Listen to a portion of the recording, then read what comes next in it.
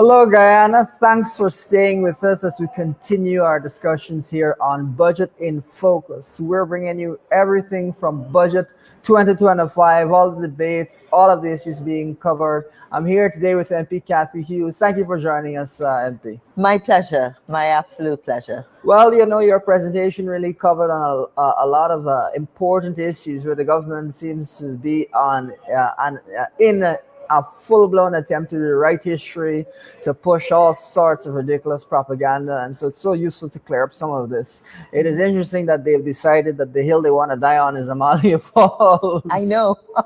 And so you can just give us refresh the public's mind in terms of the Amalia Falls project and just dispel some of the propaganda that the PVP has been putting out there. Right. Thank you very much for having me in the discussion today.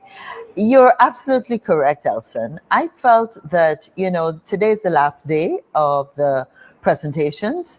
And of course, we've had excellent presentations on our side that have gone into the challenges of the budget itself. The fact that it doesn't do much to ease the cost of living, which we know is the number one issue facing all of us in Guyana today. Absolutely. And so what I wanted to do really is, there's a lot of misinformation. Yeah. What I explained and called mendacious propaganda that the government is very, very strong on throwing out all the time. I'm not in the actual chamber, so I could say sheer lies, lies. And so I felt very strongly that I wanted my presentation to start off by tackling some of those, the misinformation, some of the lies, some of the mendacious propaganda that the PPP is always throwing out there. And people really have not had the opportunity to know differently or the time to research. Sure. And so that's where I kind of started off with. In page 2 of the minister's budget presentation, which is literally not more than 5 minutes into it. You and I will know that unfortunately the first 45 minutes of the presentation was just a cuss down. I'm telling you. And I felt so bad, a budget presentation usually has such a higher level of decorum. You're there to inform people. You're there to tell the citizens of a country what you're going to do with their money. Exactly. And so this cuss down, low life kind of presentation was really, really pretty bad. But on page 2, he talks, and it's the usual mantra, that in 2020, when they came into power, to quote unquote, he said that the economy was an economic calamity. Yeah. And that we know means that it was a total disaster. Everything was wrong. We left no money there. It was a total disaster. They came like the knights in shining armor and had to fix everything. Well, Alson, I quoted from the International Monetary Fund, and this is one of their releases. You can find it online, as I did, and here's what it said. Guyana's economic growth strengthened in 2018 with broad-based expansion across all major sectors. Real GDP growth grew by 4.1%, led by construction and the services sector, up from 2.1%. Inflation remained low at 1.6% at the end of 2018. Where's our inflation rate now under the PPP? And then, of course, they said public finances improved in 2018 as the central government deficit came in at around 3.5% of GDP, lower than the budgeted 4%. Of GDP. So I was just using that as an example. This is just one of the many contradictions or lies that the Minister of Finance has delivered. Clearly, the IMF, a recognizable international organization, their word is worth. They manage economies. They're the ones, of course, our viewers will know quite often. We have to go to the International Monetary Fund for loans and monies when they have fiscal budget payment deficits and challenges. So this is no ordinary organization. This is the IMF speaking. The other thing, and it was so interesting, because a good 10 minutes or maybe even 15 minutes of Gail Teixeira's presentation, she kept referring to the Amalia Falls project, oh, we would have had electricity if the APNU AFC had not, disbanded the project, never gave our approval, blame it all on the APNU AFC, as they usually do. A complete set of lies and misinformation and untruths. More of the mendacious propaganda. So again, I use this document, which is IDB's Amila Falls technical briefing. Yeah. And this goes back to March 20th, 2014. And this is what the IDB says about the project. Of course, they say the project offers Guyana a long-term, climate-friendly, renewable solution for its energy sector by introducing, for the first time, significant diversification in the energy mix. Now, the first point is the fact that here is IDB saying this is the first time we're changing our energy mix, right? And of course, the PPP had 23 years before. That in the time of climate change, resiliency. You believe that never were in government. Exactly. So they had a right to be doing something since before. So we would have been in a better position by the time we came in 2015. But most importantly, here is what the IDB says. And if you don't mind, I'll read it for our viewers. Sure. IDB's NSG loan would entail a credit rating of the project they made of RC7, which exceeds risk tolerance as defined for all NSG projects. And the bank has never approved a loan with this rating. Guyana Power and Light, the sole off-taker, has a weak credit profile, poor operational, financial, and technical performance, high energy losses, fuel price volatility, tariff uncertainty, and the uncertain future hydrology. This clearly shows that the IDB, as they said here, had serious doubts, and as they said, would not take the financial risk of funding the project. Yeah, absolutely. The other thing that we hear so much about is this signing bonus, the signature bonus, and oh my goodness, the APNU AFC stole, all this money. And, all of us got a bit of it in our pocket, I suppose they want to say. But again, this is a complete lie.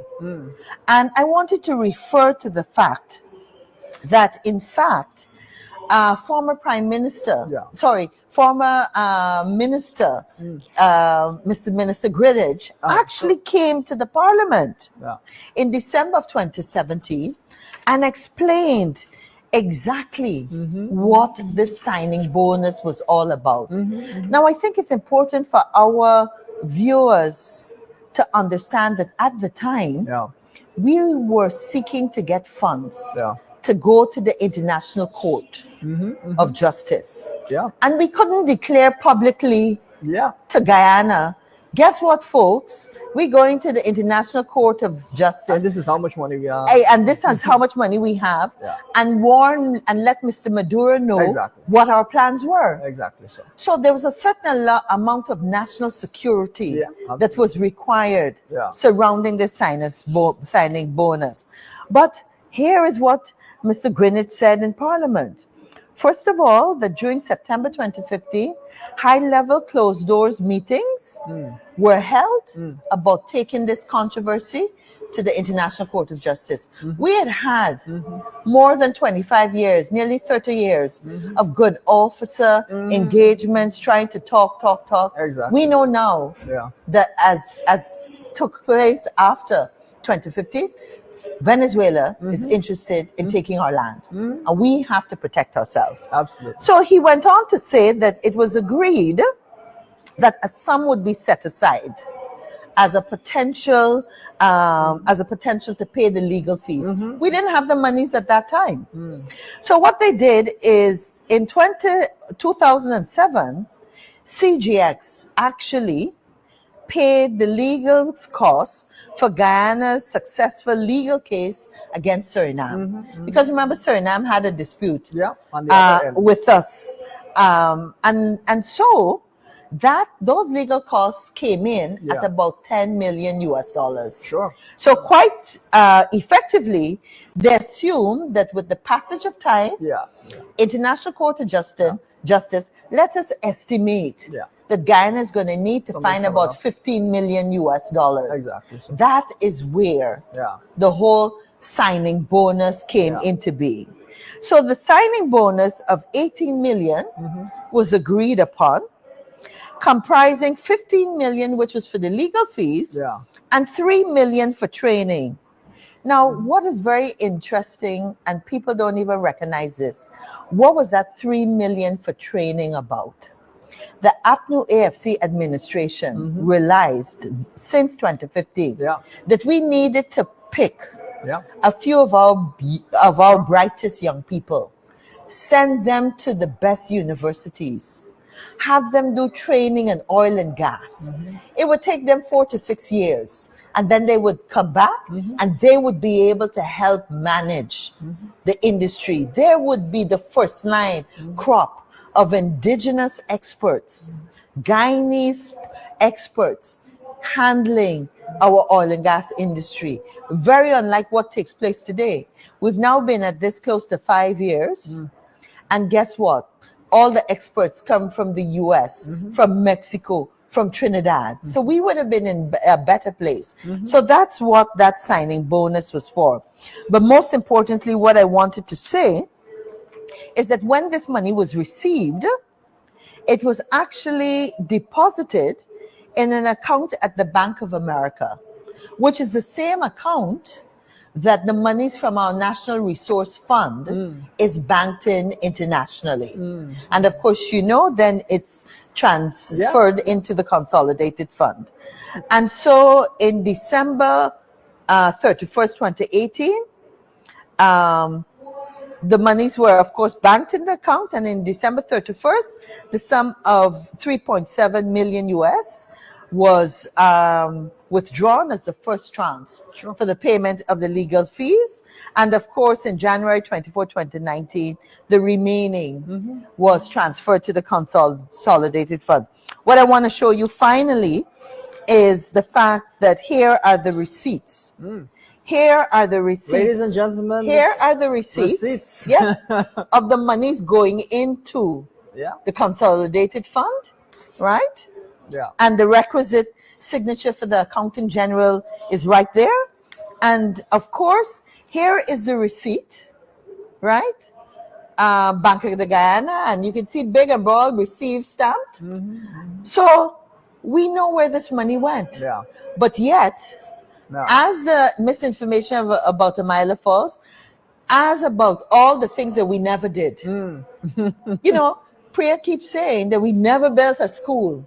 How come immediately, without just going to Region 7, I was able to pick up that we built 4 schools in Region 7. We had to renovate the Cato school.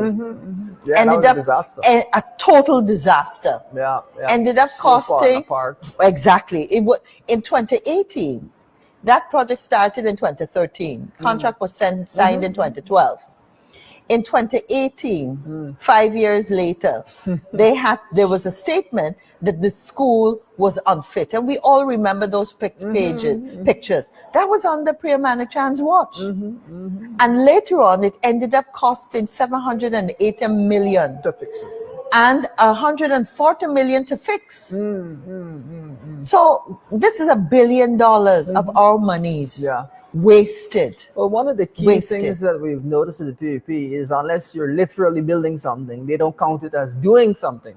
So whereas we had 48% passes in mathematics at CSEC, she doesn't consider that as doing something. I guess she prefers the 31% pass rate that we have now, because they're building schools all over the place, but apparently the students are not benefiting from various initiatives. And I don't know who spends more money and gets worse results.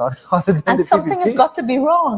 Something is wrong just on a common sense basis. At least you would maintain the result. Exactly. That you're going to spend more money and you're doing worse. Terrible. And you still think that you don't need to stop and analyze that.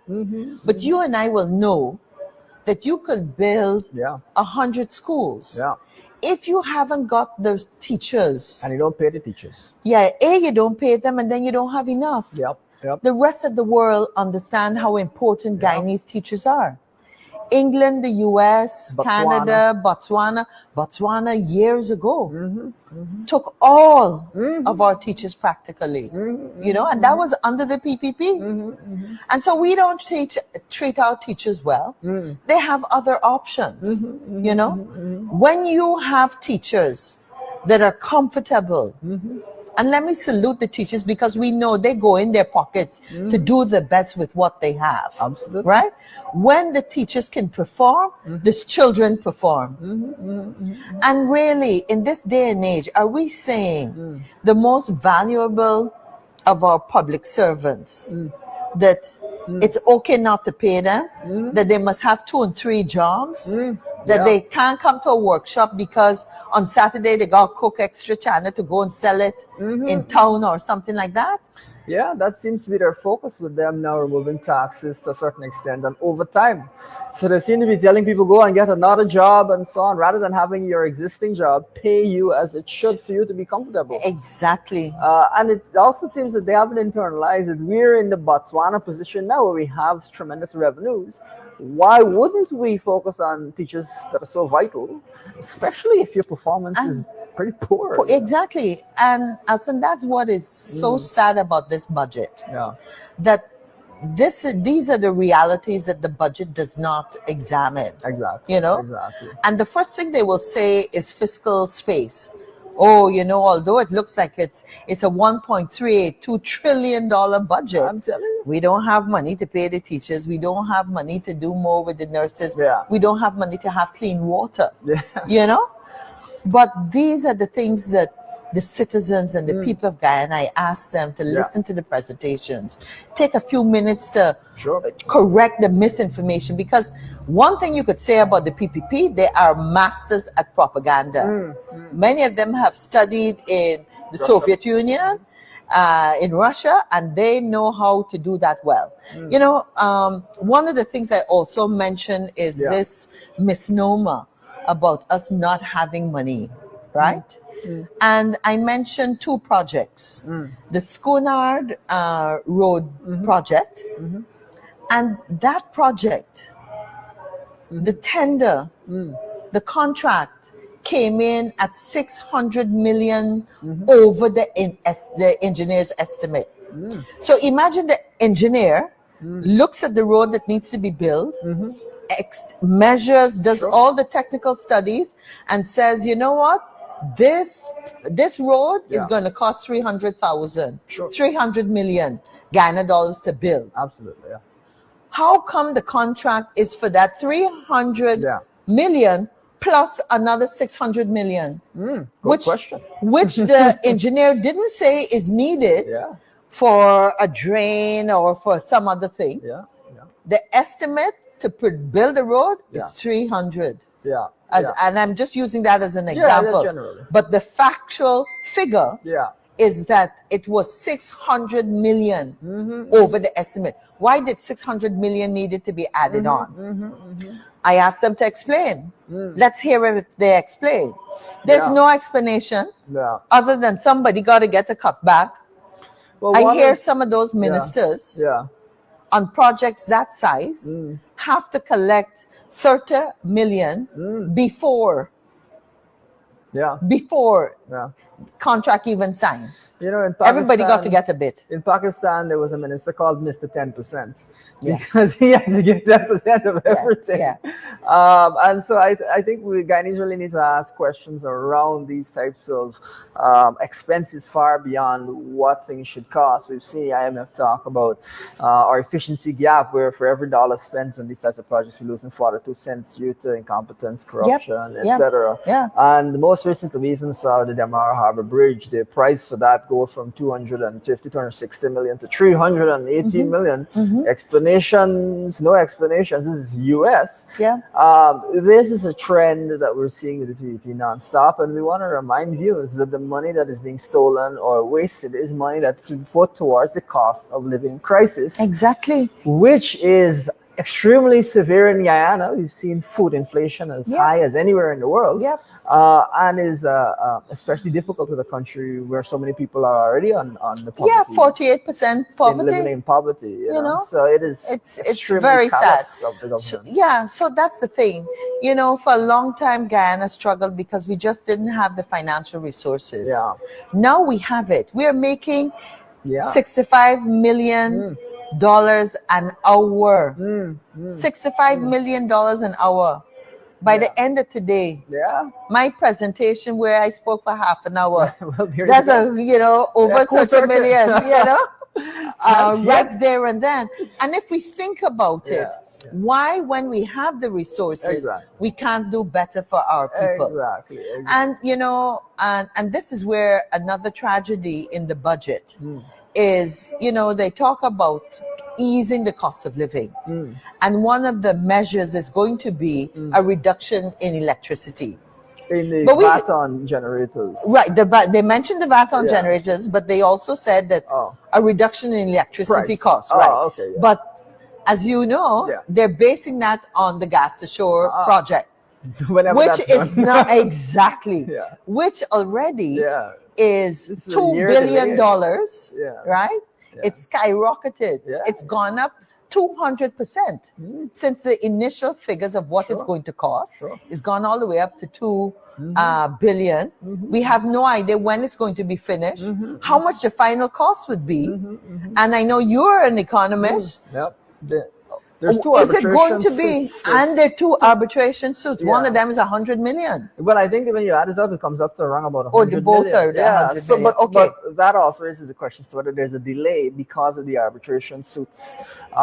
That's really, I think, troubling. Right. You know, how many projects can you name have two suits on them simultaneously? Honestly, that just You know? shows you the level of mismanagement, Absolutely. and they shout in there that, oh, we don't need a study. APNU AFC always got studies. But this is where, when you do an economic study, Absolutely. a feasibility plan, you Absolutely. know what to expect. Yeah. And you can plan for those eventualities. The Yeah. worst thing about the gas to shore, in addition to not knowing, so we don't know when we can get this electricity relief. We don't know when the project is going to be completed. And worse yet, we don't know if by the time all these costs go in, Yeah. it really is going to reduce our Absolutely. electricity by 50%. Absolutely. You know? Yeah, and it seems, and I think viewers are probably picking this up, that it doesn't matter how much money PVP has, there will never be enough money for those in need in this country. One, they're not a priority. Two, the level of corruption is unbelievable. And three, their incompetence reaches ends that I don't think you can really compare. I mean, even, and we can close on this point, looking at the giveaway of the cash grant of this 100,000 per person. I mean, the easiest thing to do is to give away money. And even that, they have been struggling. The Minister of Finance mentioned, I think it's 90,000 people have received the cash grant. There's 600,000 people are due to receive this and still can't get it. I mean, it's been months. And that's a classic, another example I gave, because when both APNU and the AFC talked about the best way to ease the cost of living is to do a cash transfer. We stipulated that it should be in law, so that it's not left to the whims and fancies of any political minister, such. It could be structured. So the country knows that once we have X number of dollars, every 4 months, every 6 months, or once a year, the people of Guyana get whatever that figure Predictable is. Exactly. Now, in July of last year, we made the call for the cash grant. And in July of last year, I said it in my speech, I had the copy. The Chronicle did an article about it. Guyana Times did one also, and then the Guyana Standard did one. Whereby Mr. Jagdeo responded by saying, this is foolishness. The worst thing to do is to give people money straight in their hands. Why would the government? It's irresponsible. Financial management. But guess what? By November, Mr. Jagdeo was singing a different tune, as he always does. Totally different. And it now was a very good idea. Yeah. Except he bundled it because, again, they didn't plan. It was 200 for every household, and then when we asked how many households, because we wanted to make sure everybody could get, they had nothing to. They couldn't say how many households, and then it became every 100,000 for every person over 18 years old. They couldn't establish households. They're asking for light bills and a whole set of lease agreements. Stupidness. But you know, I do want to say to citizens that we are not adverse to budgets giving our citizens as much redress and support. We recognize the need. Our position actually is that we have the ability to do better. And if we can do better, we must. And as a member of parliament, as members on the opposite side, that is what we push. We want the best for our people. We are here to represent their interests, to bring their stories, to bring their challenges. So yes, we are happy that they put the minimum wage to 130,000. But guess what? Starbrick News and every Tom, Dick, and Harry knows that the minimum wage needs to be in the vicinity of 150,000 to 200,000, just based on the cost of living. So that's why we're saying you could do better. And when you put it to 130, it's very minimal. It's very minimal. So most of the 48% poverty are not making that 130,000. So they're not getting that redress. The tax threshold being at 130 as well doesn't affect them. And of course, there's no social safety net really built out in this budget to help the vulnerable and to bring us out of poverty. Elson, the public assistance, and I have been worried about the amount of people that come to me to say, I'm no longer on the public assistance list. It's like if they cut hundreds of people off in the last year. Now, I have a good friend who has a daughter who is paraplegic. To get them, he actually is hoping to get one of those vehicles that can transport. And I just want to remind people, when they say that we did nothing, in 2017, we got GRA to actually do a special compensation and reduction in taxes for those kinds of vehicles for persons living with disabilities. But they increased the public assistance by $3,000. But my friend spends $4,000, $2,000 each way to carry his daughter by taxi to the Diamond Special Needs School. So that's just to show you. 3,000 for someone. Well, I think one of the key things is that the PPP doesn't understand that every disability is different in some respects. Exactly. And so people will have different needs if you really want to help them. And so that's a perfect example of where... and some needs are extreme. Some needs are extreme. Some people will need full-time caregivers. Exactly. So really, it's going to require evaluations, and that is what we will do in order to provide appropriate support for people across the spectrum of disabilities that exists. And there's so many. We want to say thanks again for giving us some of your time. I think we covered so many topics really well, and we highlighted that the PVP is, as people on the road would say, a waste of time. If you can't even give away money, I mean, what can you do? So viewers, thanks a lot for tuning in. We're just wrapping up here with MP Cathy Hughes, and this is Budget in Focus. We look forward to the next program, so keep tuned. Thank you, Elson.